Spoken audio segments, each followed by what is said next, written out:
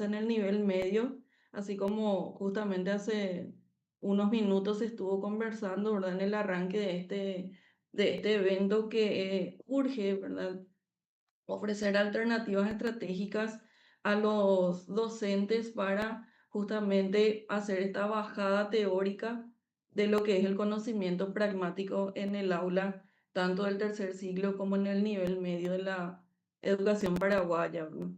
En este caso particular, vamos a ilustrar un poquito o ejemplificar este uso de la pragmática como herramienta metodológica por medio de estos libros, ¿verdad? Que son libros de cuentos. Por un lado, ¿verdad? Tenemos el... Eh, yo un minutito, Liz, quiero interrumpir. Quiero saber nomás si ya se está haciendo la transmisión de esta sala para que pueda quedar luego esta ponencia. Entonces, discúlpame que no verificamos antes de iniciar. Eh, ¿Podría avisarnos si es que se está haciendo la transmisión antes de que siga? Entonces, para poder Sí, iniciar doctora, problema. en YouTube se está haciendo. Bueno, entonces disculpen la interrupción y adelante, sigue nomás, adelante. Continúo nomás entonces, doctora. Y por favor.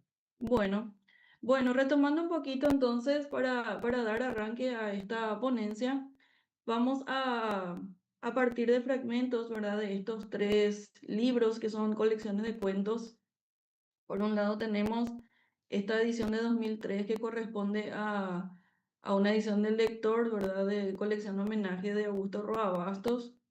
Por otro lado tenemos, ¿verdad? Una edición de 2015 del libro Fantasmario del autor Javier Viveros, también paraguayo.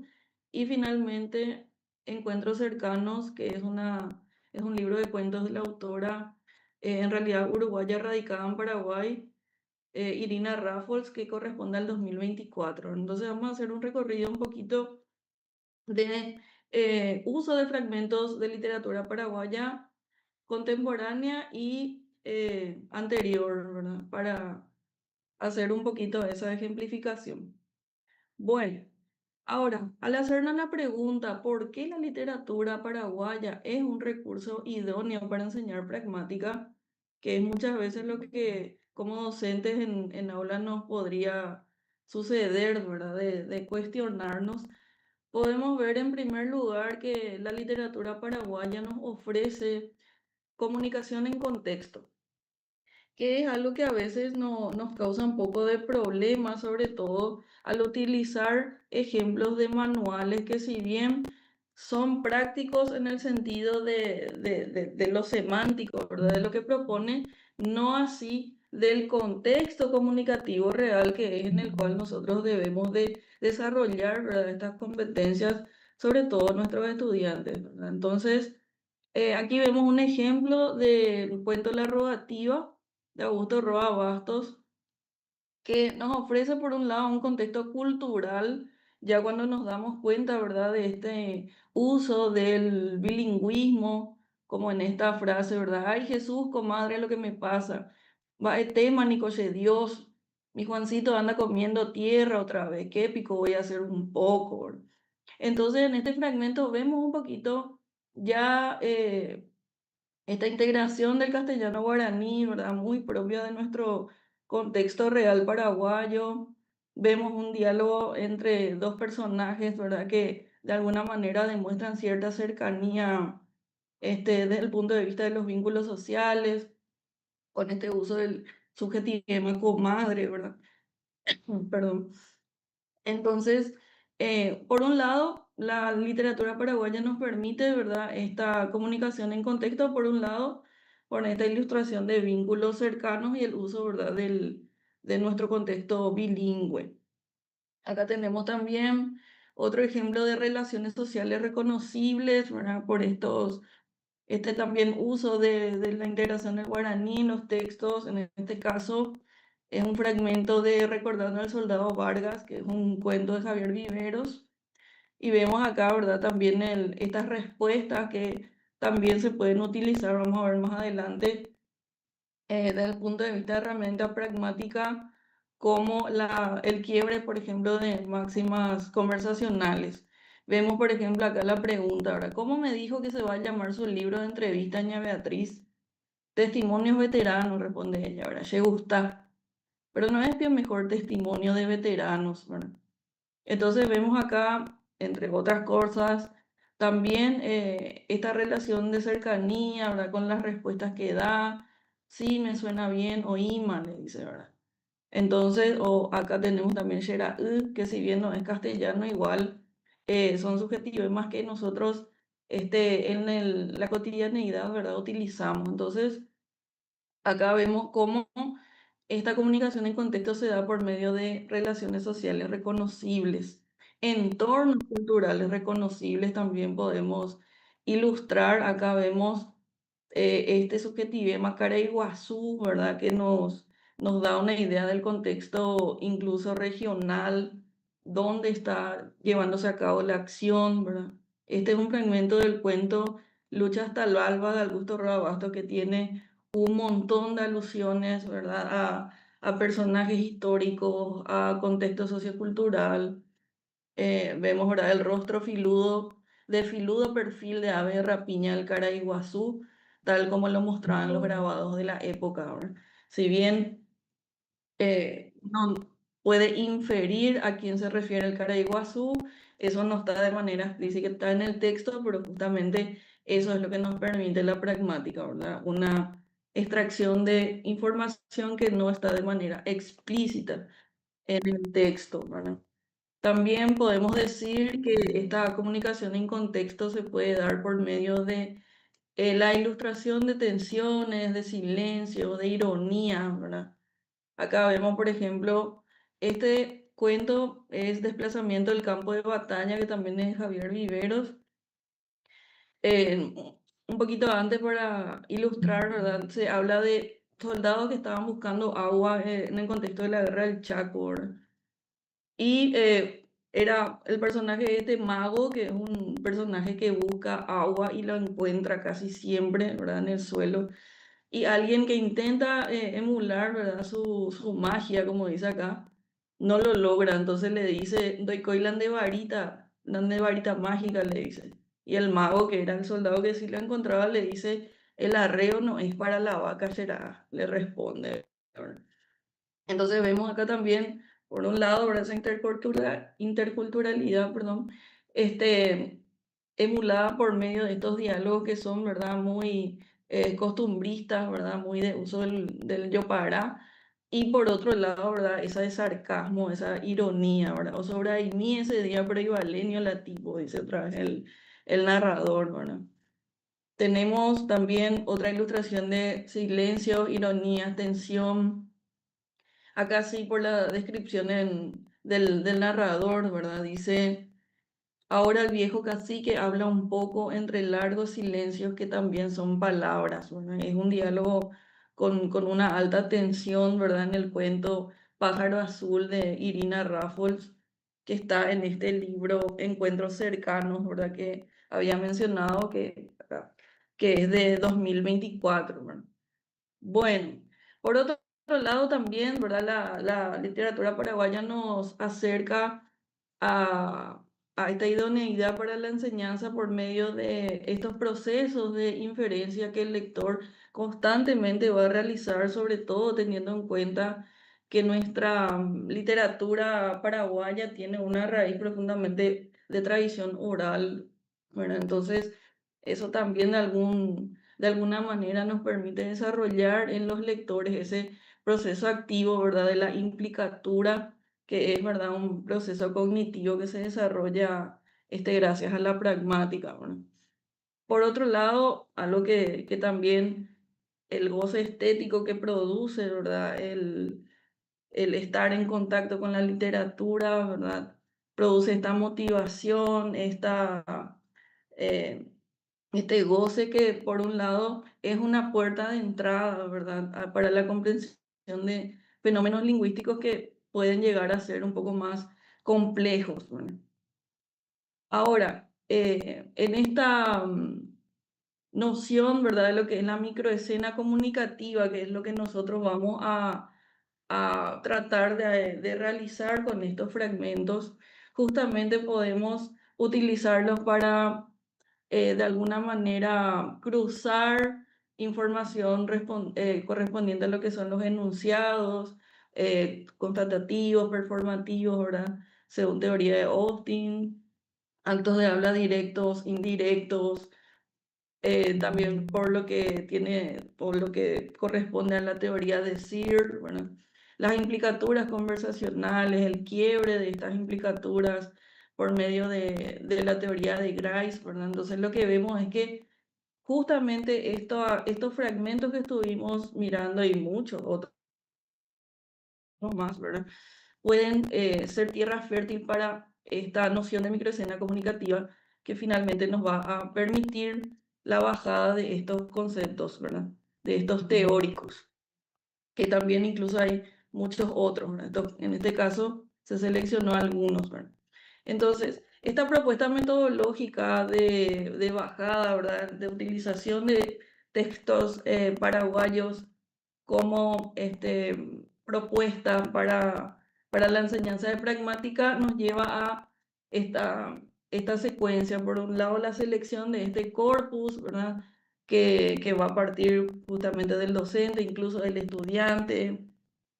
Por otro lado, ya la identificación de estos fenómenos pragmáticos, la localización de los enunciados, de los actos de habla, de las implicaturas, el uso ya de grillas de análisis textual por medio de la categorización y finalmente una secuencia didáctica que podemos presentar en el aula a través de, por un lado, la lectura, la detección de estos indicios, esta discusión metalingüística que se puede dar en aula justamente para hacer la conexión entre el texto y la teoría, y finalmente actividades creativas, ¿verdad?, que sobre todo desarrollen esa motivación por la lectura y por otro lado por esa adquisición de conocimiento pragmático, ¿verdad?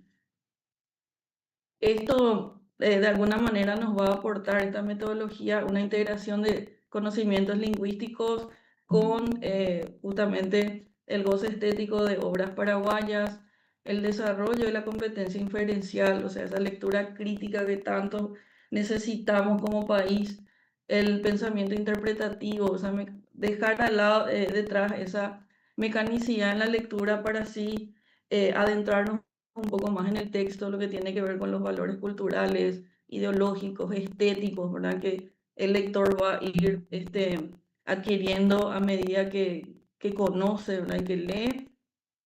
Finalmente, situar la pragmática en la cultura paraguaya, desarrollar también ese conocimiento de la cultura paraguaya por medio de los textos y así convertir estos cuentos en microescenas comunicativas, transformar la enseñanza de la pragmática en una experiencia inferencial, cultural y finalmente profundamente humana. Y de esta manera culmino mi ponencia. Muchas gracias a todos. Muchas gracias a vos, Liz. Le recuerdo a la audiencia que pueden hacer sus preguntas al final de esta sesión.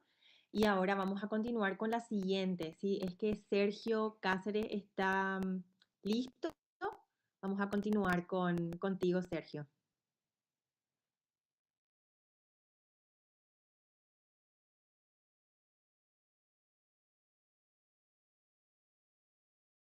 Hola, Hola. Ya estamos listos ¿y qué para vos. tal? Buen día, ¿cómo están? Ya, muchas gracias. Bueno, voy a poner un ratito, voy a compartir un material breve que confeccioné.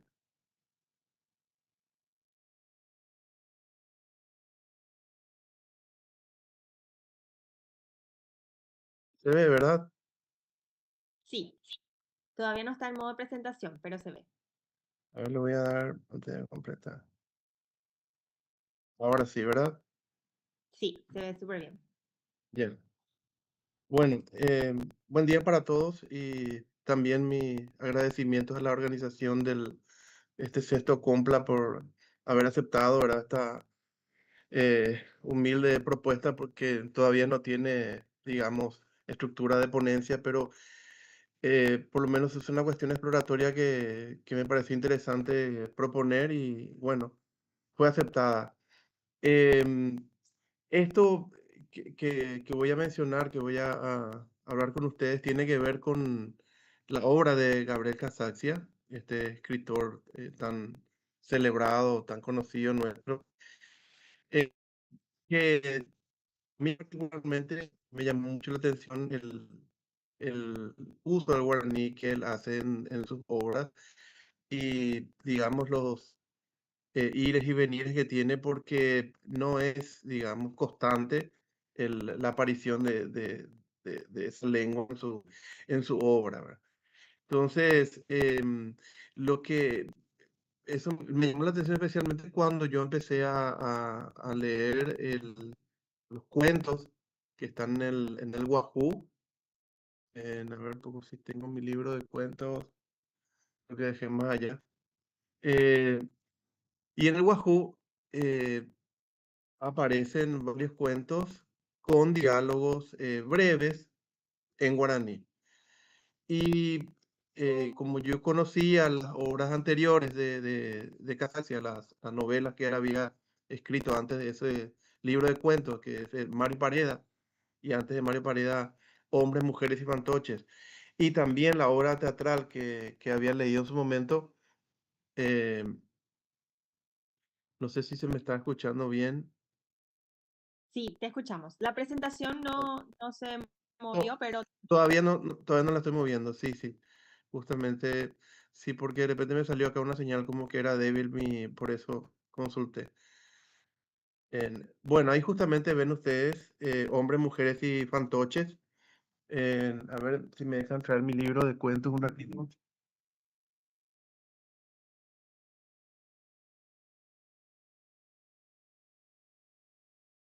Y está, perdón, acá está mi colección de cuentos. Le estaba diciendo que acá, en estas primeras obras que son de finales de los años 20, principios de los años 30, Hombres, Mujeres y Fantoches, Mario Pareda, El Bandolero, el guaraní básicamente no aparece excepto en alguna palabra suelta en las novelas. La obra teatral es luego castiza, parece escrita por un español, así, ni siquiera parece que ocurre en Paraguay, o sea, es una cosa muy rara de Casals, que nunca más exploró el ámbito teatral después de haber escrito el Bandolero. Pero luego, cuando aparece el primer libro de cuentos, el Wahoo, ya el título indica algo, ¿verdad? Entonces, en el Wahoo, uno se encuentra con una serie de cuentos que yo estoy seguro que más de uno de ustedes acá conocen, pero que tienen la particularidad de tener diálogos en guaraní. Entonces, eh, yo dije, bueno, acá Casaxi evidentemente se da cuenta que necesita que sus personajes hablen en guaraní, que expresarse en esa lengua que él conoce. Yo estuve averiguando también y él evidentemente hablaba guaraní, entendía. Después voy a mencionar un poco su relación personal con el guaraní. Este es un tema que ya como hipótesis lo voy a mencionar después, ¿verdad? Y varios cuentos tienen pequeños diálogos, ¿verdad? De una línea, de media línea, de dos líneas, con fragmentos en guaraní. Puse acá algunas. Estas son copias de El Wahoo, que es el cuento que inicia esa colección.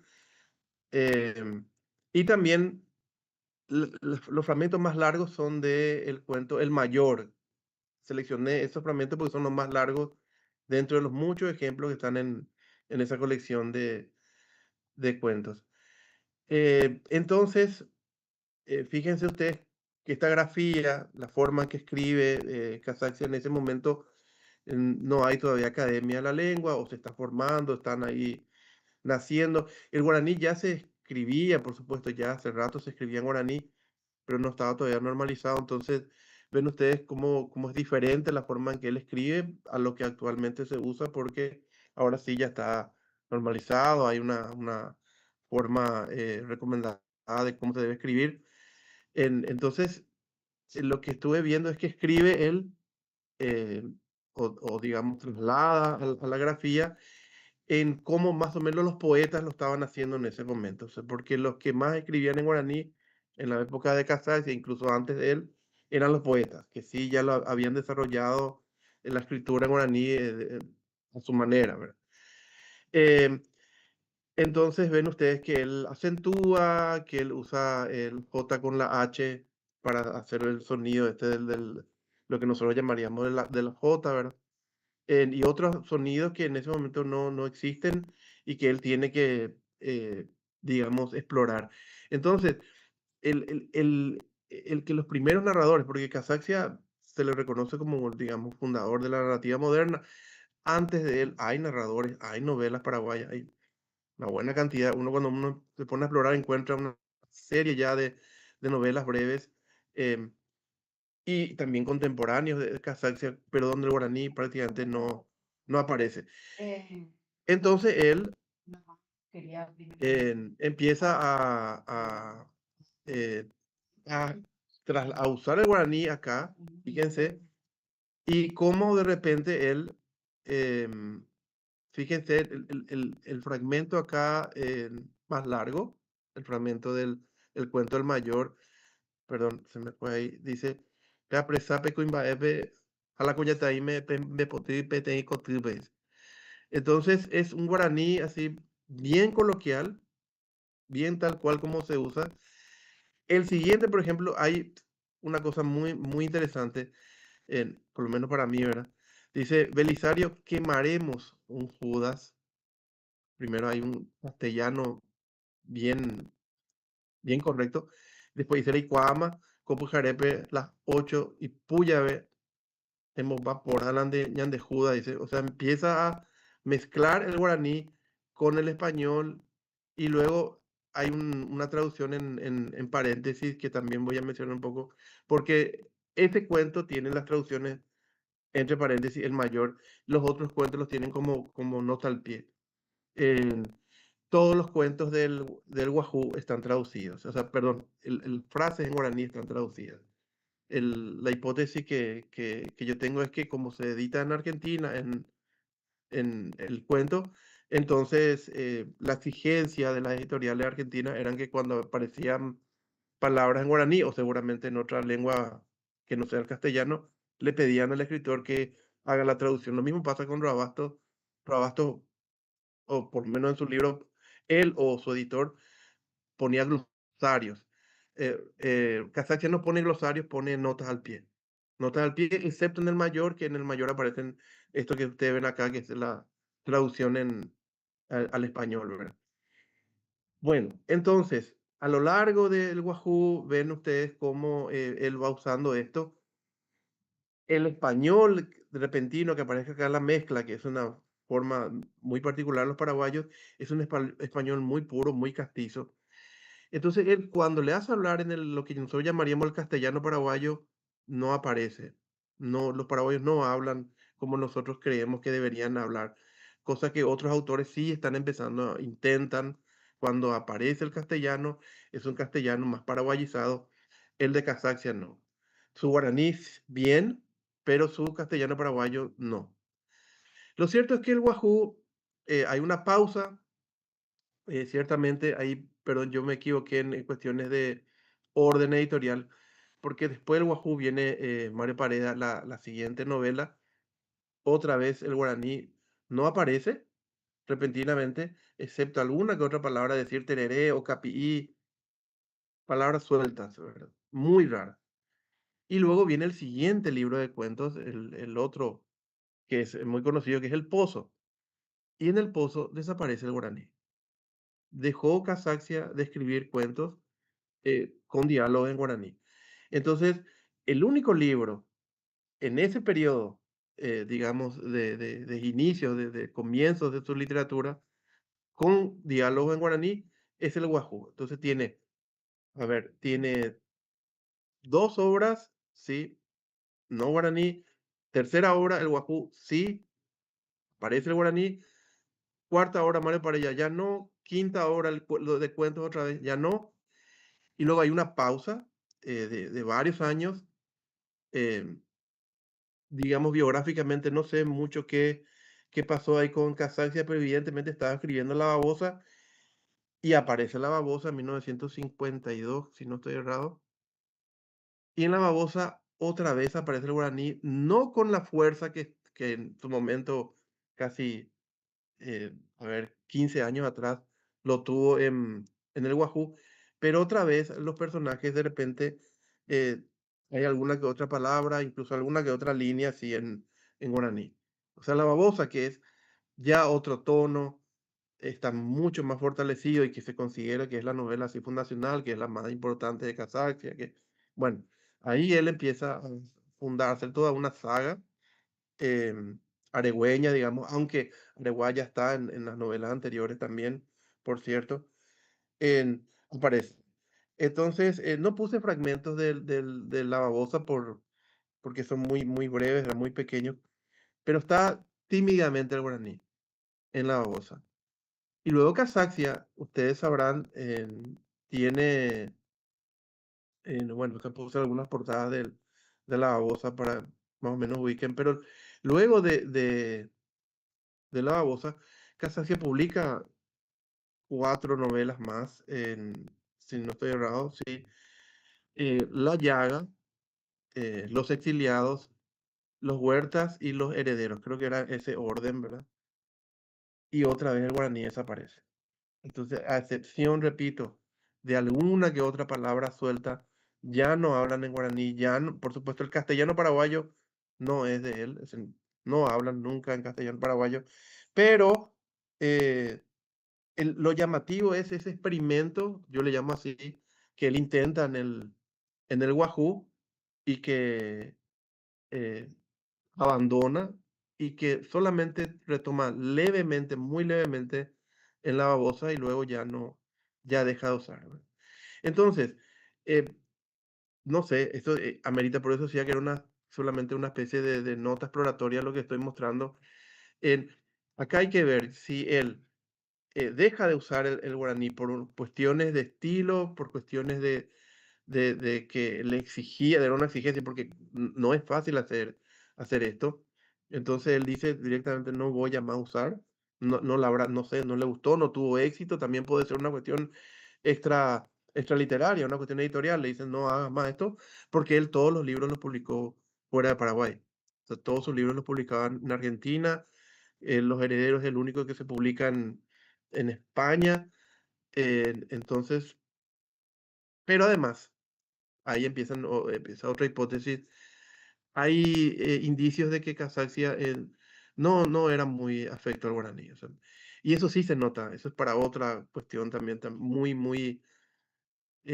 investigación eh, como es muy minuciosa que hay que hacer, porque en sus obras aparecen reflejos negativos del guaraní. O sea, el guaraní es visto siempre como algo retrógrado, que las personas que lo hablan son torpes, o sea, eso está constantemente, eso sí, constantemente. Entonces hay que hacer un análisis ya sociocrítico porque tiene que ver con la mirada que él tenía del campesino paraguayo, eso que está un poco más estudiado en Casaxia, con lo que él creía de la cultura paraguaya y cómo él entendía que el guaraní era un obstáculo para el avance, digamos, de la cultura paraguaya en sí, ¿verdad?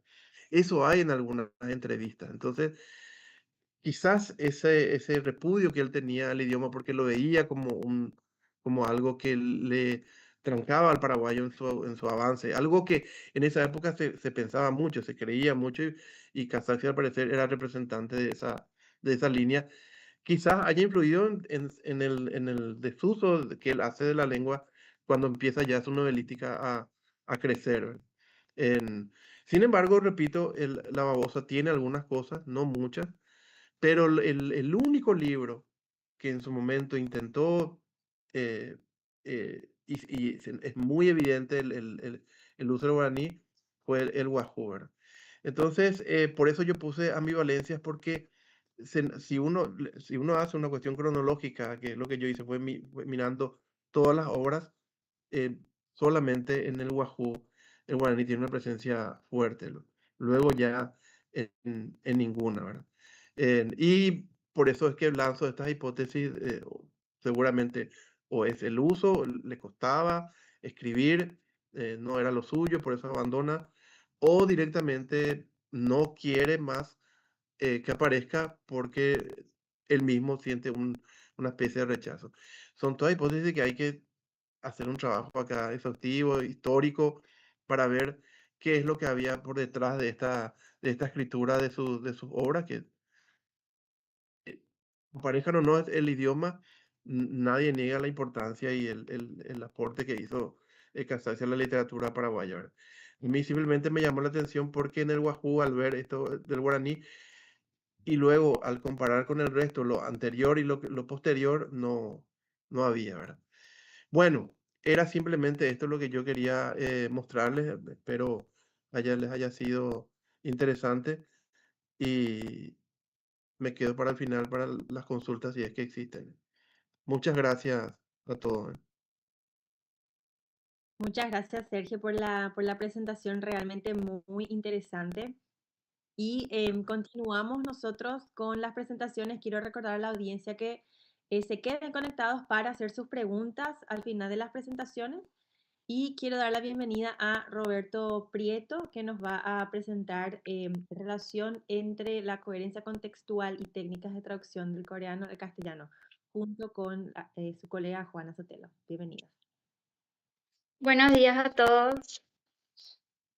¿Cómo están? Mi compañero les va a mostrar un ratito la presentación. No sé si se ve.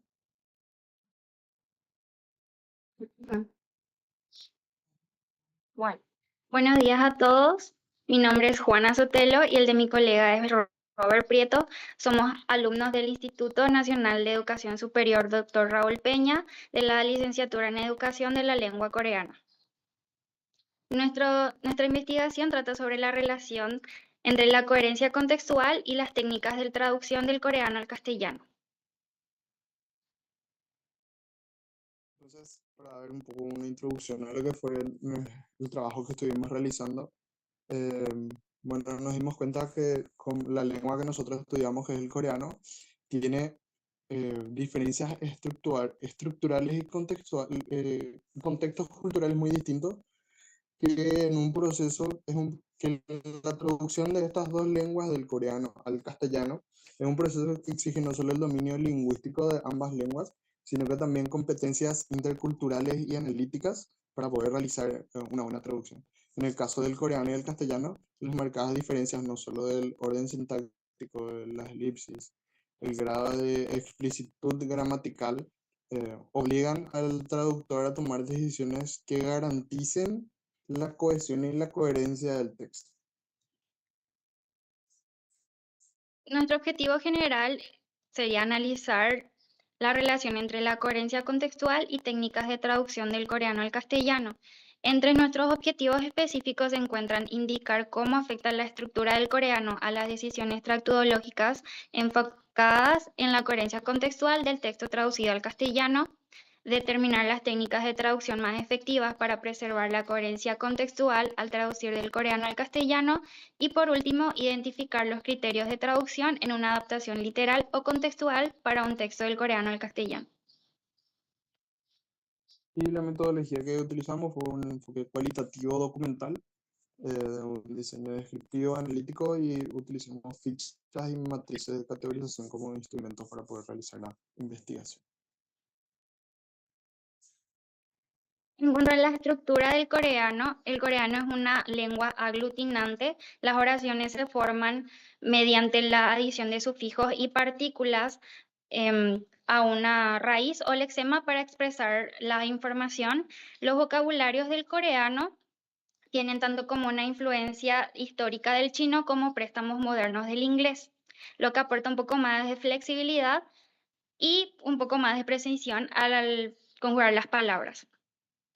También se conjuga por persona. Las personas expresan el tiempo, modos, aspectos y los niveles de formalidad, que sería el nivel honorífico que existe, ya que existe varias jerarquías dentro de la sociedad coreana. También el sintaxis del coreano se caracteriza por tener un orden sintáctico de sujeto, objeto, verbo. El verbo va al final de la oración y se convierte en el núcleo y en el portador de la información esencial dentro de la oración. También se caracteriza por que se puede omitir los constituyentes, en especial el sujeto. Las oraciones pueden llegar a ser comprendidas perfectamente aún sin mencionar al sujeto. También se puede distinguir organizaciones jerárquicas de las cláusulas subordinadas que anteceden a la proposición final. En otras palabras, la idea central de la oración se reserva para el cierre de la oración. En cuanto a la estructura del español, según la Real Academia Española, el español es una lengua flexiva. Las oraciones o las palabras se modifican su forma según el género, el número, persona, tiempo, aspecto y modos. También las palabras se conjugan en 6 personas gramaticales, de los cuales la mayoría no existe en el coreano. También se pueden distribuir en varios tiempos, aspectos y modos. También se puede distinguir el uso sistemático de los pronombres clíticos que pueden afectar al sentido y a la estructura de la oración. También, según la RAE, el orden sintáctico más común del español sería sujeto, verbo, objeto, pero este puede ser un poco más flexible. En cuanto a la importancia del contexto, el contexto es muy importante ya que impacta directamente a la coherencia contextual del texto. Si no se explica bien el término cultural, puede haber un poco de confusión para el público que no tiene un conocimiento previo. Ahí es donde entra el traductor como un mediador cultural.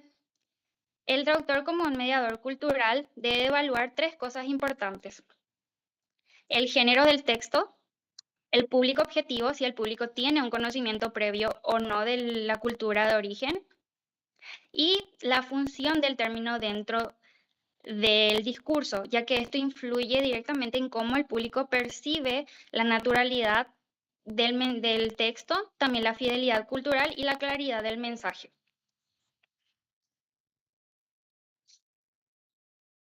En cuanto a las principales técnicas de traducción que pudimos observar, está la traducción por préstamo, que es incorporar una palabra o una expresión dentro, una expresión de la lengua de origen a la lengua meta. En cuanto a la traducción por calco, sería traducir literalmente los elementos, pero adaptándolo a la lengua meta. La traducción literal sería trasladar las expresiones o palabras de la lengua meta, de la lengua de origen, a la lengua meta, respetando toda la estructura de la lengua de origen. La traducción por transposición sería sustituir una categoría gramatical por otra, sin alterar el sentido del mensaje. La traducción por modulación se daría dando totalmente otro punto de vista, reformulando la idea para que tenga un poco más de naturalidad. La traducción por equivalencias se hace cuando se traduce una expresión de la lengua de origen por otra expresión de la lengua meta, pero que tengan el mismo sentido o el mismo significado. En cuanto a la traducción por adaptación, se realiza cuando ya no existe un equivalente directo en la lengua meta. Durante el trabajo entonces estuvimos viendo todas estas técnicas de traducción y leyendo a varios teóricos sobre la traducción y la traductología. Y después de realizar los análisis, lo que vimos fue que las traducciones contextuales lograron una mayor coherencia al final, que la adaptación cultural y la equivalencia dinámica fueron las más efectivas para trasladar el mensaje y también la profundidad emocional y cultural del texto de origen a la lengua meta. Y que la literalidad afectó la fluidez y la naturalidad. Si bien ahí quiero hacer un paréntesis de que en ciertos casos específicos, por dar ejemplos, puede ser en temas de documentales o de formularios, sí es más efectiva la literalidad porque es palabra por palabra. En el momento en el que necesitamos traducir y compartir un poco más la cultura o el mensaje de la manera que el autor está transmitiendo en la lengua origen, se toca mucho la fluidez o la coherencia del texto. Entonces, eso fue lo que vimos mucho en los resultados, ¿verdad? Y así fue como pudimos llegar después a la conclusión de que las técnicas de traducción, especialmente la equivalencia dinámica y la adaptación cultural, permiten mantener el sentido y la naturalidad entre el coreano y el castellano. Y también destacar que el traducir es interpretar, no es solo trasladar palabra por palabra de un idioma a otro, sino que es entender el mensaje, poder decodificar ese mensaje y después reconstruir significados dentro de un nuevo contexto lingüístico y cultural, teniendo en cuenta todo lo que conlleva eso. Y así concluye nuestra presentación. Muchísimas gracias por su atención. Muchas gracias a ustedes, chicos, por la presentación tan interesante sobre la traducción. Le recuerdo a la audiencia a quedarse presente, a estar presente luego para hacer sus preguntas y también para felicitar a los disertantes de hoy, a los ponentes. Quiero ver si es que está Yemi Aguilera para presentar hábitos lectores y prácticas culturales de estudiantes secundarios del Paraguay.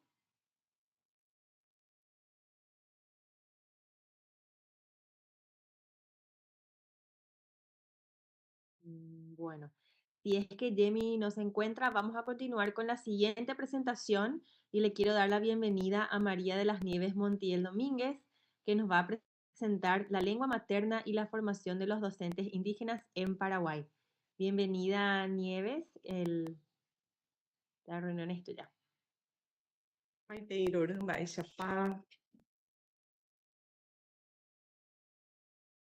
Aquí estoy. Parece que mi cámara no me proyecta. ¿Pero que escuchan bien? Escuchamos bien, sí. Perfecto. Bueno, tengo una pequeña presentación también. Perfecto.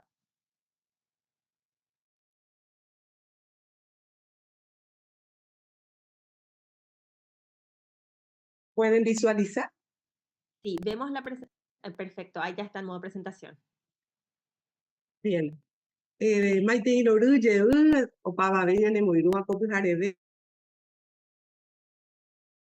Jefe, agradecer a la organización por el espacio y muy contenta por compartir esta mesa que estaba pensando es bastante intercultural ya, porque hablamos ya del castellano, del bilingüismo, un poco con Sergio entre guaraní y castellano, de la lengua coreana, y bueno, yo les traigo para compartir con ustedes una investigación sobre la lengua materna en la formación de los docentes indígenas en nuestro país. El problema que lleva un poco a hacer este estudio son todas las problemáticas que tenemos en educación que tiene que ver con las instituciones educativas en comunidades indígenas, con infraestructura y equipamientos escasos, docentes no indígenas que están ejerciendo en las comunidades indígenas, sin embargo, desconocen la lengua y la cultura de los pueblos. Hay casos en que están los docentes indígenas, pero muchos de ellos tienen una escasa formación y la reciente ley 3231 que se promulgó en el 2007 y su decreto reglamentario que se promulgó en el 2011. O sea, si ustedes hacen una cronología, el tiempo es todavía muy corto, ¿verdad? Entonces, en este contexto nos encontramos también con las lenguas indígenas que todavía no tienen trayectoria escrita, tenemos lenguas que todavía no han fortalecido sus alfabetos y por supuesto eso repercute en que hay escasos materiales didácticos, materiales de lectura. Aparte también todas las cuestiones de pobreza, la discriminación histórica que sufren los pueblos indígenas, el escaso acceso a servicios básicos, incluidos por supuesto salud y educación. Entonces, el objetivo propone un poco describir el abordaje de la lengua materna indígena en los programas de formación docente indígena. Los programas de formación docente indígena que se han implementado posterior a la promulgación de la Ley 3231. Este estudio se realizó bajo una metodología cualitativa, descriptiva, interpretativa y documental. La unidad de análisis consistió en 3 planes curriculares de formación docente, todos ellos elaborados después ya de la promulgación de la Ley 3231. El análisis de documentos se inició con la identificación inicial de los programas de formación docente y estos programas son el plan transitorio del diseño curricular para la formación de agentes socializadores,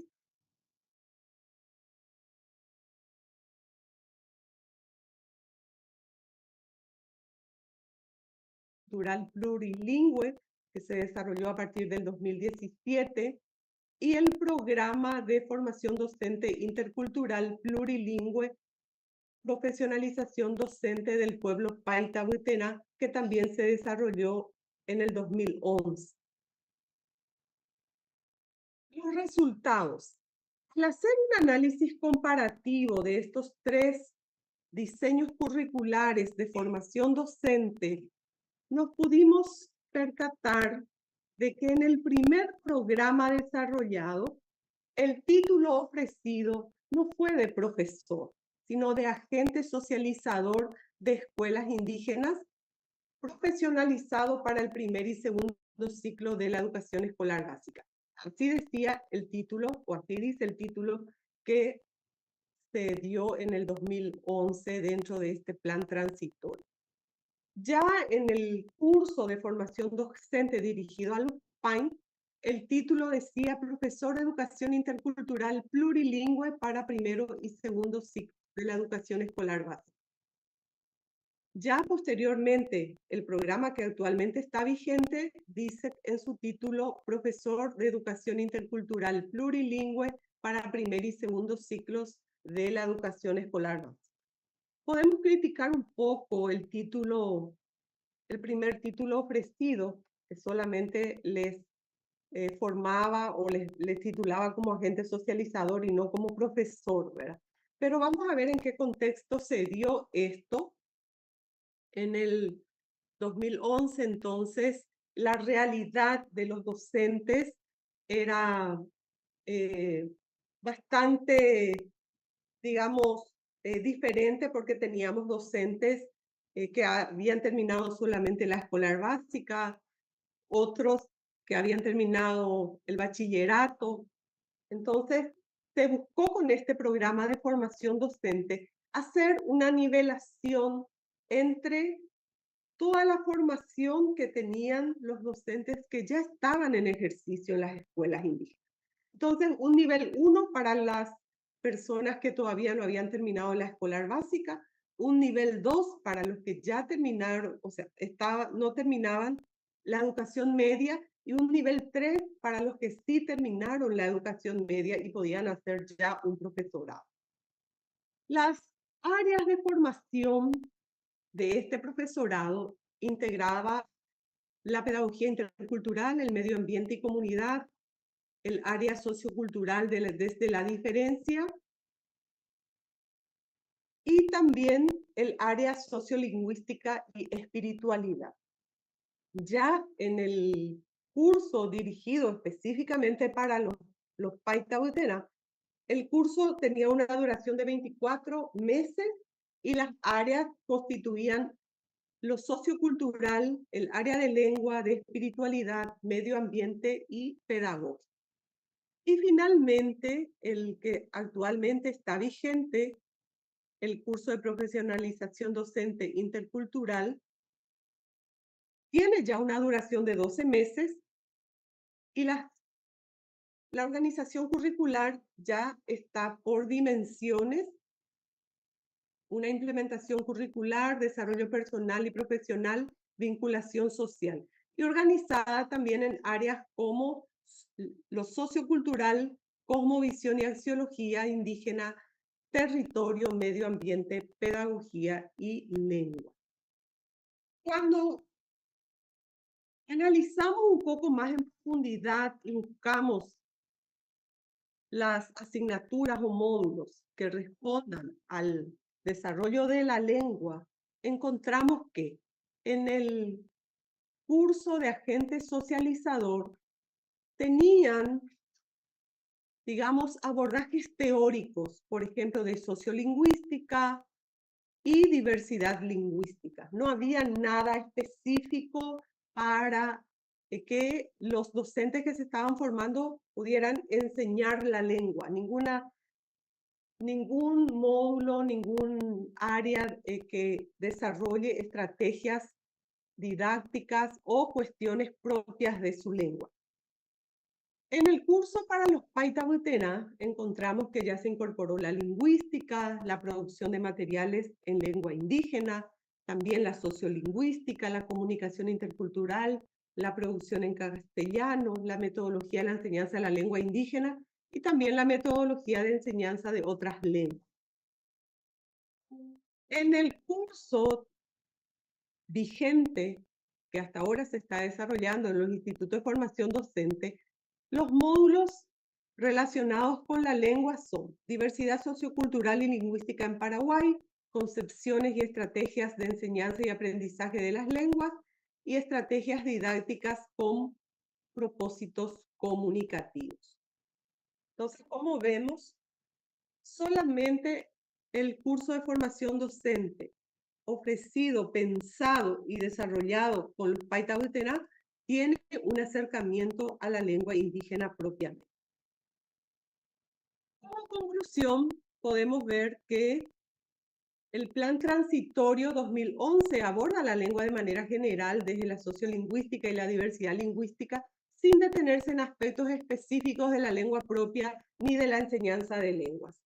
El curso dirigido a los maestros Paitabutená contiene módulos más específicos como la lingüística, producción de materiales en la lengua, la comunicación intercultural, la enseñanza de la lengua propia y de otras lenguas con las didácticas propias de cada uno.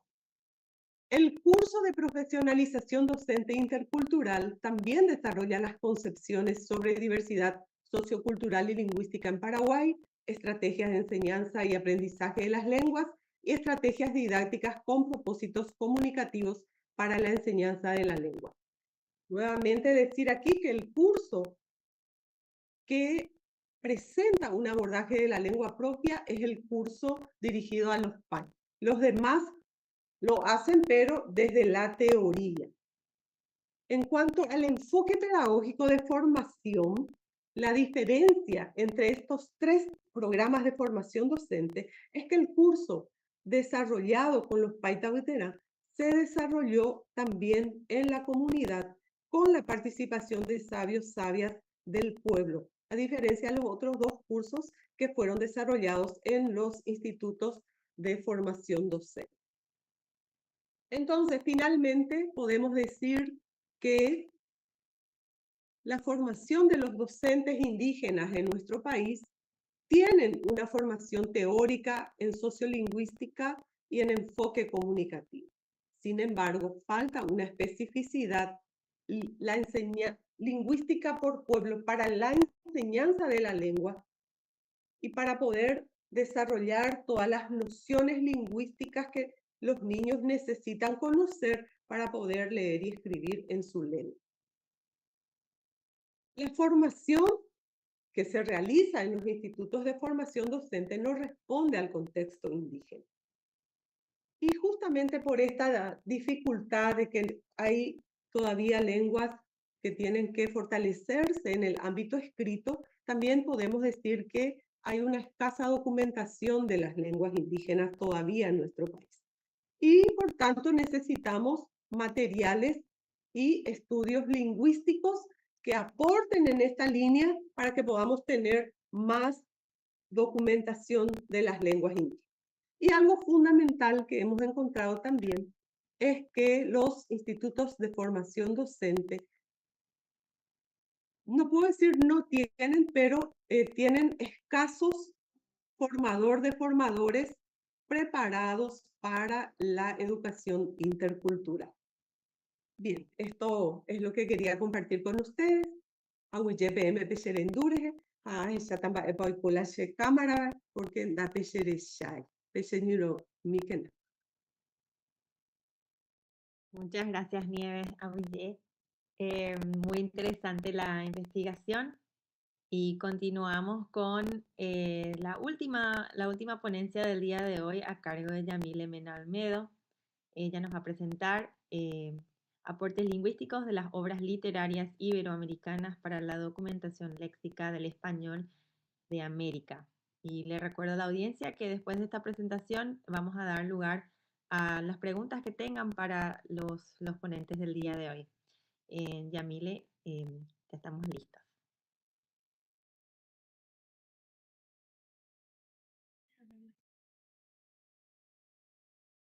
Muy buenos días para todos. Nosotras somos un grupo entero de estudiantes que estuvimos trabajando con esta investigación. Es un honor poder compartir nuestros resultados aquí. Somos estudiantes del Instituto Nacional de Educación Superior Dr. Raúl Peña. Nuestro tema son los aportes lingüísticos de las obras literarias iberoamericanas para la documentación léxica del español de América. Los tópicos que vamos a desarrollar el día de hoy son la obra literaria, la relación que ésta tiene con la documentación léxica, también un poco sobre lo que es el español en el mundo hispánico, el lenguaje y la relación que tiene con la sociedad y las distintas variantes léxicas.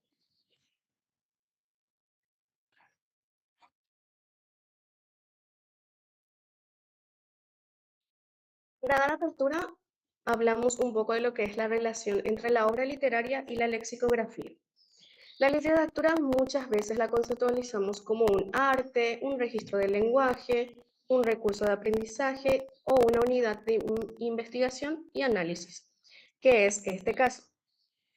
Tenemos que afirmar que el español de América no responde a una uniformidad idiomática. Esto quiere decir que a pesar de que todos los países tengan en concordancia la lengua española, el castellano paraguayo no es el mismo que el castellano argentino ni el castellano de Chile.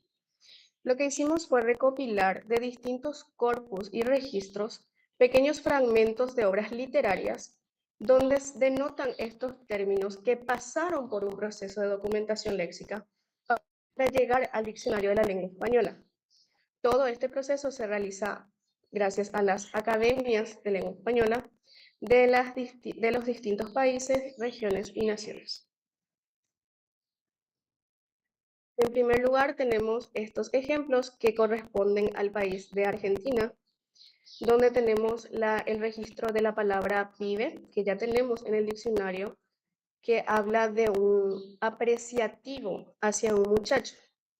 En vez de decir muchacho, chico, joven o niño, pibe es un término que caracteriza a la Argentina y queda plasmado dentro del diccionario. Lo mismo pasa con el siguiente fragmento que habla del término guita. Guita para simbolizar y representar al dinero. En este caso tenemos un fragmento donde habla de las responsabilidades de un esposo y padre y habla de que se necesita guita y más guita, es decir, dinero. Lo que en Paraguay, por ejemplo, nosotros hablamos y correspondemos comúnmente como la plata. Buenos días. En cuanto a la documentación léxica del español en América, la documentación léxica implica una investigación y una recopilación de los usos de las palabras. Y la principal fuente para validar el uso de una palabra es precisamente la obra literaria, ya que se considera, o es considerado, mejor dicho, al autor como una autoridad dentro del uso del idioma. Por lo tanto, la literatura como la lexicografía están estrechamente relacionadas. La primera nos proporciona ejemplos auténticos del habla, mientras que la segunda se encarga de registrarlos y analizarlos. La documentación léxica en sí nos ayuda a conocer y a registrar la lengua de diferentes regiones, por lo que estas diferencias dan origen a lo que son las variantes léxicas. Como ejemplo tenemos del país de Chile, que dice, no, no cachai que estoy enojada. Significa cachai es como pillar en ese país. Después está en la segunda obra literaria, en huevón, que es como un adjetivo más o menos despectivo. Las variantes léxicas. ¿Qué son las variantes léxicas? Para empezar, las variantes léxicas son los distintos cambios que experimentan las palabras dentro de una lengua. Es decir, son las palabras que nosotros utilizamos en diferentes contextos. Tales son los ejemplos como decir, por ejemplo, pibe, en Argentina significa muchacho, y acá en Paraguay decimos mitaí. El concepto, según la investigación, son los distintos cambios que experimenta una lengua de acuerdo a la región, el contexto social y la época. Esto se da lugar debido a que la lengua no es rígida, va mutando con el tiempo y con el uso que le dan las personas que las hablan. La lengua va cambiando, va experimentando nuevos contextos, nuevos horizontes, también vamos adaptando extranjerismos a nuestra lengua y los utilizamos en nuestro día a día. Según el condicionamiento que se da, existen varios tipos de variantes léxicas que son las variaciones geográficas. Por ejemplo, algunos términos que nosotros utilizamos acá en Paraguay no son utilizados en Argentina. La significación de esas palabras en Argentina no significa lo mismo acá en Paraguay.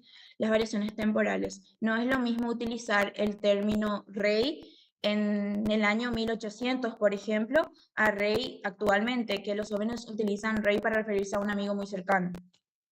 Las variaciones sociales también se dan de acuerdo al nivel socioeconómico que tiene la persona, porque si nos fijamos, por ejemplo, en el contexto escolar, en un colegio privado, los estudiantes no van a utilizar terminologías muy despectivas o terminologías muy coloquiales. Sin embargo, en los colegios nacionales, en los colegios que se encuentran en las zonas más pobres, por así decirlo, sí utilizan terminologías bastante coloquiales. Y las variaciones contextuales que pueden darse de la misma forma. Centrándonos en el país de Colombia, en la obra de Gabriel García Márquez, el título Las Crónicas de una muerte anunciada utiliza el término guayabo, que se refiere a una persona borracha. También un ejemplo, entonces, que parce, vientos o maletas, parce se refiere a un hermano, un amigo o un socio. Y acá en Paraguay nosotros utilizamos capé o bro para referirnos, o sea, los jóvenes utilizan esos términos para referirse a una persona a la que aprecian bastante.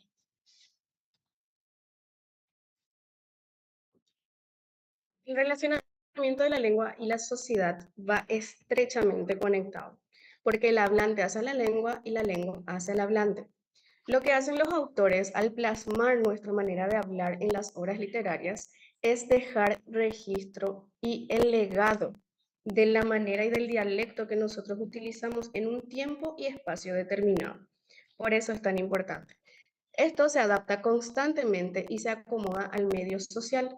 La literatura toma el lenguaje de su sociedad convirtiéndolo en materia artística, pero también incluso convirtiéndolo en un material histórico. Este material histórico esté plasmado dentro del diccionario hace que nuestro castellano sea aún más apreciado y que tengamos para las futuras generaciones nuevas posibilidades de investigar e ir cambiando la lengua. Tenemos los términos chamaco y chamarra. Chamaco, por ejemplo, podemos realizar un paralelismo entre lo que dije al inicio de la ponencia con pibe. Y posteriormente tenemos chamarra, que es a lo que nosotros le decimos la camperita, la tricota, también algunas personas utilizan. Y en ese paralelismo podemos encontrar cierta distancia, pero a la vez la unión que nos da esta diversidad. Bueno, para ir cerrando esta ponencia, les quiero condensar todo lo que nosotras mencionamos. Bueno, hablamos nosotras del español en Hispanoamérica gracias a las documentaciones que existen, gracias a las obras literarias. Nosotras nos basamos para hacer esta investigación en las documentaciones que ya están en la RAE, en la página de la Academia Real de la Lengua. y hablamos de una uniformidad idiomática, pero a la vez hablamos también de las distintas particularidades que tiene cada país en su léxico, pero así también que cada palabra que significa algo en otro país significa lo mismo, pero se dice de manera distinta. Y a esto le llamamos nosotros español de Hispanoamérica, ya que existen todas las variaciones, pero al final el significado no cambia. En nuestro país, por ejemplo, nosotros tenemos el guaraní y nosotros habituamos a mezclarlo dentro de nuestro uso cotidiano, y esto también está reflejado en obras literarias, como por ejemplo la obra de Rivarola Mato, en donde pone, ¿por qué picó Anga el pobrecito? Está mezclando el idioma guaraní con el castellano y prácticamente podemos decir que la palabra picó está castellanizada porque está documentada léxicamente en el corpus de la RAE.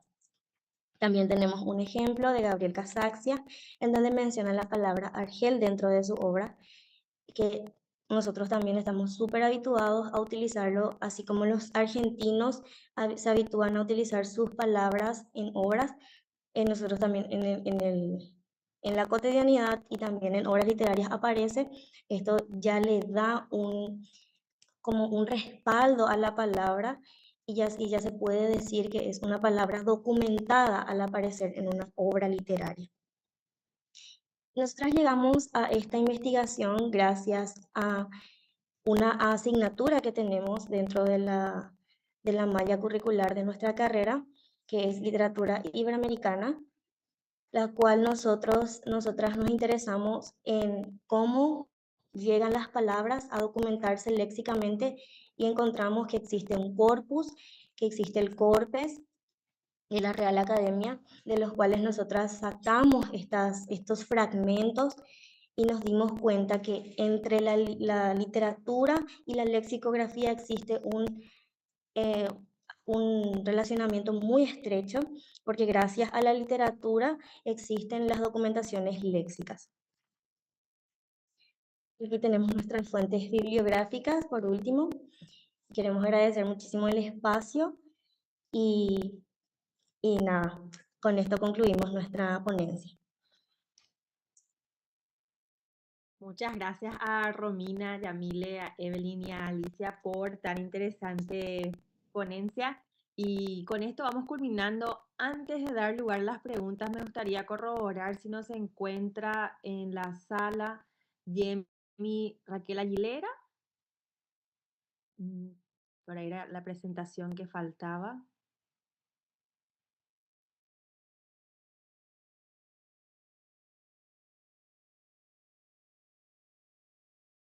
Bueno, si Yemi no se encuentra, entonces ahora quiero dar lugar a las preguntas de la audiencia. Para nuestros ponentes pueden abrir el micrófono o pueden escribir las preguntas en el chat para que las podamos leer y los ponentes pueden responderlas.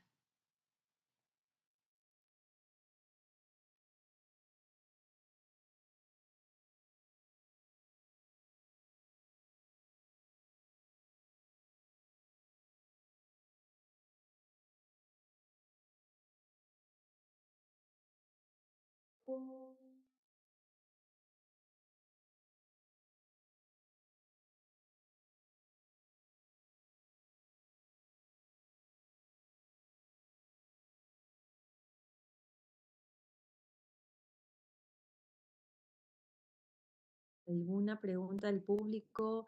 Me gustaría a mí hacer una pregunta a Nieves, entonces de paso le damos un poco más de tiempo a las personas que asistieron para escribir sus preguntas en el chat. A mí me quedó la duda, Nieves, en tus conclusiones estaba mencionado que muchos de los formadores no cuentan con habilidades interculturales para formar, y me gustaría que nos aclares un poco más sobre qué significa eso en cuanto a habilidades o el conocimiento que tengan los formadores al momento de formar a otras personas. Sí, gracias, Jessica. Muy interesante tu pregunta. refiere al conocimiento de la diversidad lingüística y cultural que tenemos en nuestro país y de qué implica realmente una educación intercultural, ¿verdad? De cómo abordarlo, de cuáles serían las estrategias metodológicas para incluir realmente en las salas de clase a los estudiantes indígenas, ¿verdad? A eso refiere. Y esa debilidad es lo que encontramos también dentro de la formación de los formadores, ¿verdad? De los institutos de formación docente. Son personas con mucha formación en sus respectivas áreas, sin embargo, con poco conocimiento y poca experiencia para este abordaje intercultural. Muchas gracias, Nieves. Muy interesante realmente la conclusión. Estela, ¿querrías hacer alguna pregunta? Bien, sí. Son varias preguntas porque son para tres. Bueno, no importa. Pero Alice, primeramente quisiera consultarle si ella ya tiene un material o algo al respecto sobre su trabajo, el que presentó, o son algunos supuestos a partir de una reflexión del aula que obtuvo. Buenos días, profe. Sí, en realidad esto se va a condensar en un artículo científico que estoy por publicar, pero sí también incluye de alguna manera la percepción en aula. También primer trabajo, digamos, esta primera fase de los análisis de los fragmentos, sí, ya los he hecho. De hecho, la primera partecita, digamos, la desarrollé en un taller en el FALE, que fue hace poquito tiempo en el INAES y tuve entonces esa oportunidad de hacer la parte, vamos a decirle, práctica. Ok, gracias, Liz.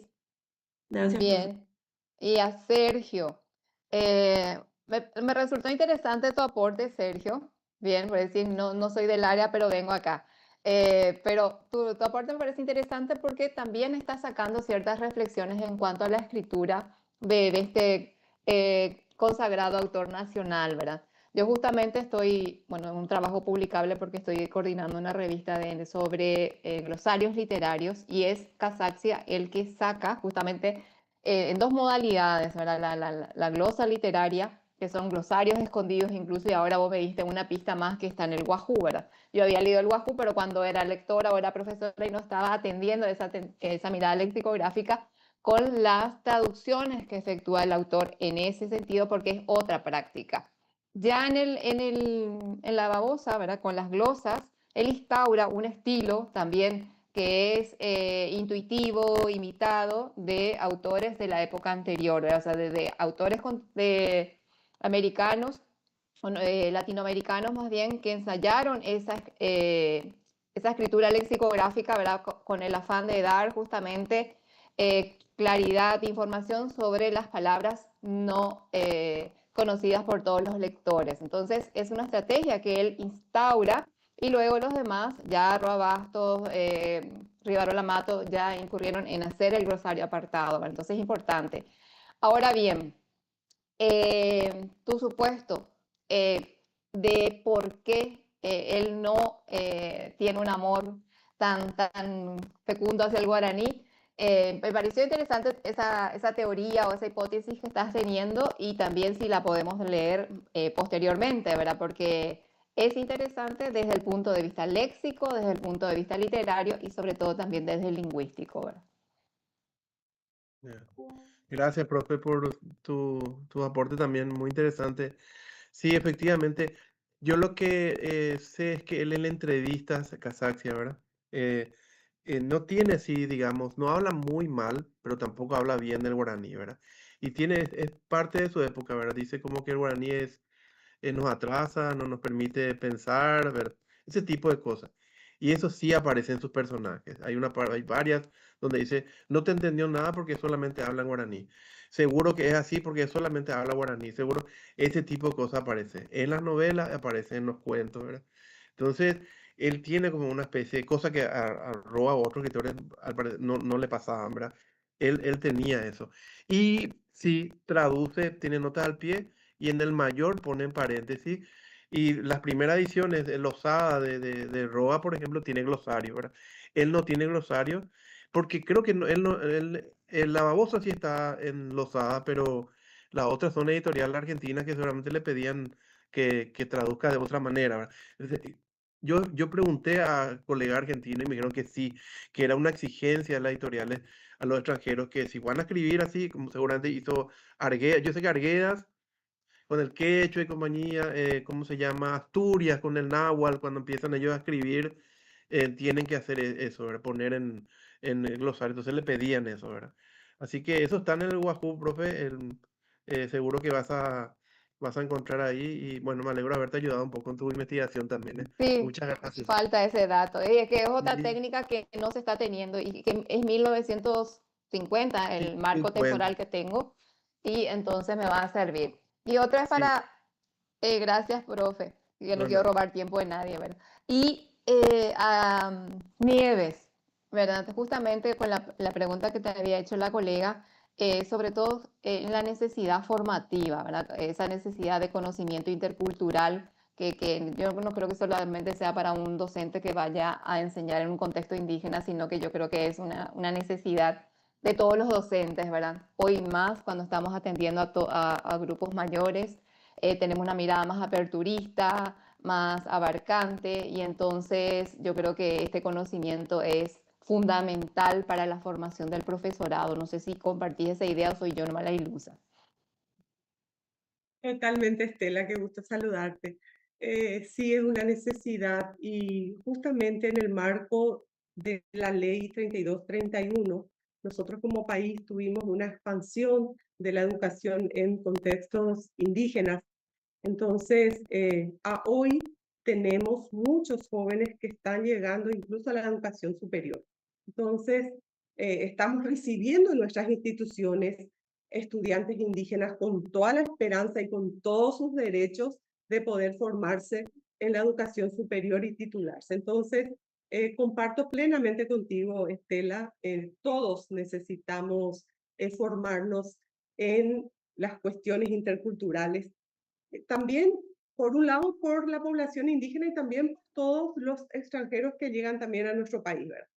Pero aparte de eso, también necesitamos sensibilizar y compartir con la población nacional, la población no indígena, para que podamos disminuir el impacto de la discriminación, de la estigmatización, de la segregación que sufren los estudiantes indígenas cuando llegan a las instituciones, ¿verdad? Porque todavía existe, ¿verdad? Y bueno, es una cuestión histórica que tenemos y entonces requerimos nosotros los formadores, pero también necesitan y requieren nuestros estudiantes con quienes vienen los estudiantes indígenas a compartir, porque no tenemos una universidad, digamos, solamente para pueblos indígenas, como sí tenemos las escuelas y los colegios, las comunidades. Entonces, cuando llegan a la educación superior, necesariamente tienen que insertarse en un contexto no indígena. Y ahí es donde requerimos desarrollar estrategias, tanto didácticas, pedagógicas, pero también de inclusión social a esa sociedad académica a la que están llegando. Y es que, bueno, comparto plenamente contigo. Gracias, Nieves. Y además le felicito a los demás ponentes, ¿verdad? Que voy a empezar a consultar y no voy a terminar, pero es una mesa muy rica, como dijo Nieves, es intercultural, estuvieron acá varias lenguas, no todas, pero varias lenguas, y esto nos permite reflexionar sobre nuestra situación lingüística, a lo que nos enfrentamos, lo que tenemos y lo poco que estudiamos también al respecto. Entonces son espacios para compartir. Lo que dice Nieves me puede servir para lo pragmático, lo que dice Sergio me puede servir incluso para hacer traducciones al coreano. Bien, y después son espacios de crecimiento, ¿verdad? De compartir y poder hacer ese nexo de aprendizaje conjunto igual en los estadios más superiores o de investigación. Muchas gracias, profe Estela Mari. Quiero dejar estos 5 minutitos en caso de que a alguien le quede alguna otra duda, pregunta para los ponentes. Y después de esto ya vamos cerrando la reunión para que se tomen un receso para las siguientes presentaciones.